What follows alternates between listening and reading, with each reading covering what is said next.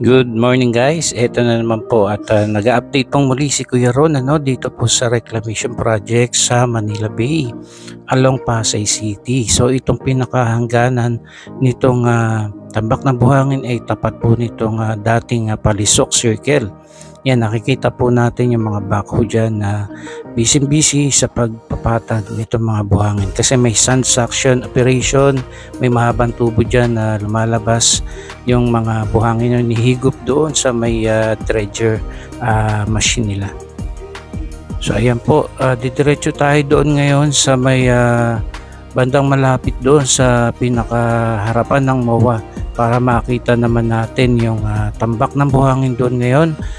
Kasi pagpasok po nitong bagong taon ay nakita po natin talaga yung mga operation na dyan at pati pala dyan sa may bandang sa may seawall mismo ay nasasakop din po pala ng mga tambak ng buhangin, mga operation dito sa reclamation dito po sa Pasay City.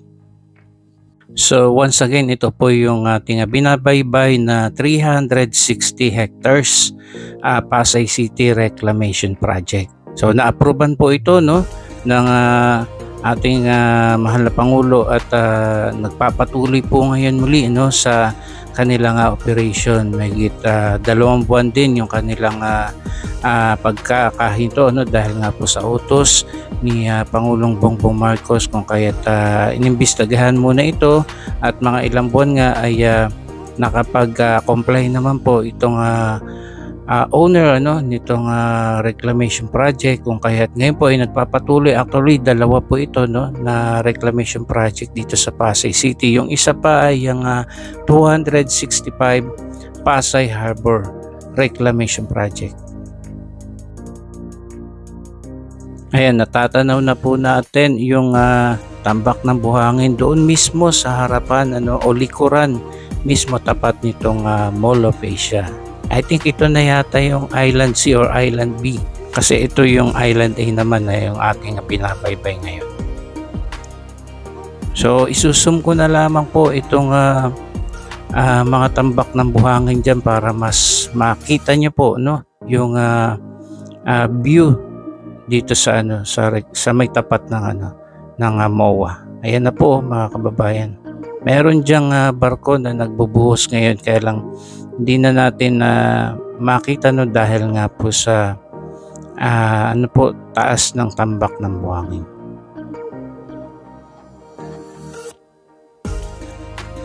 Ayan, dito naman po sa side sa may bandang kanan ay mayroon pong kasalukuyang nagbubuhos ng buhangin. Yan po yung malaking barko na yan.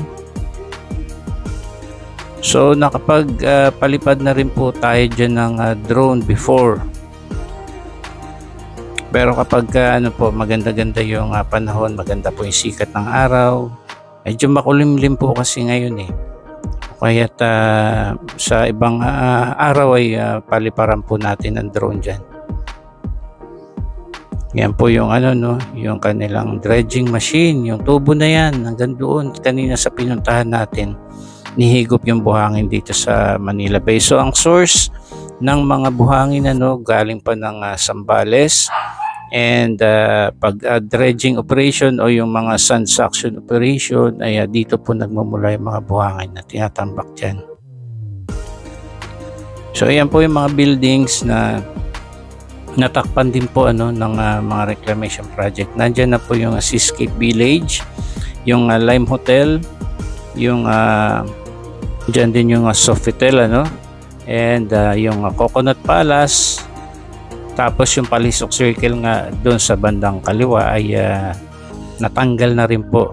Dating pasyalan yan na karamihan mga bikers po yung pupunta dyan at yung mga ating mga kababayan na makakita ng view dito po sa Manila Bay. Kaya lang tinanggal na po yan nung sinimulan po itong pagtatambak po ng buhangin dito. So kahit yan po itong PICC complex ay tambak lamang din po ito ng buhangin nung panahon nila unang ginang Imelda Marcos and dating Pangulong Ferdinand Marcos Sr. Yan, tambak lamang din po ng buhangin yan. So ngayon ito po sa panahon po ni BBM pero ito po ay naaprubahan pa o naisakatuparan nung panahon sa panunungkulan ni Pangulong Duterte. So ayan po ang mga updates po natin dito sa reclamation project. Ito naman po yung view natin dito sa mismo sa MOA. Ayan po, kita nyo po yung nagtataas ang mga tambak ng buhangin dyan. Alright, dito naman sa may bandang Lime Hotel ito po yung view natin. Halos di na rin natin ganong makita yung ibang operation. Ayan, dami po palang mga kotse na dumadaan na ngayon dito. Ayan. Okay, so ayun, natatanaw natin itong mga equipments dyan na nagpapatag sila ng buhangin dyan. Mga bulldozer and mga backhoe. Ayan, kasalukuyan din nga nagbubuhos dito sa may area. Dito pa rin tayo sa may area ng Seascape Village. Yan po yung mga natatanaw natin. Kung kaya't hindi na rin po natin gaano talaga makita yung ibang operation dahil nga sa taas. Ang taas po ng naitambak dito ang buhangin sa area na ito.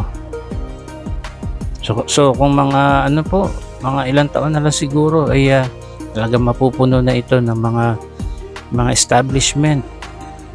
Kung doon sa tapat ng Mall of Asia ay may nakikita pa tayong katubigan ngayon extend na yung ating malayo-layo pa yung ating lalakarin para bago natin makita yung parte ng dagat doon, kasi mapupuno na rin po kasi yun ng mga tambak ng buhangin. Alright guys, ito po yung updates ngayong araw ni Kuya Ron, at patuloy po tayo magbibigay ng mga information, mga progress sa reclamation project na ito dito sa Manila Bay. So sa mga hindi pa po nakasubscribe, please subscribe, like and share. Salamat po and God bless po sa ating lahat.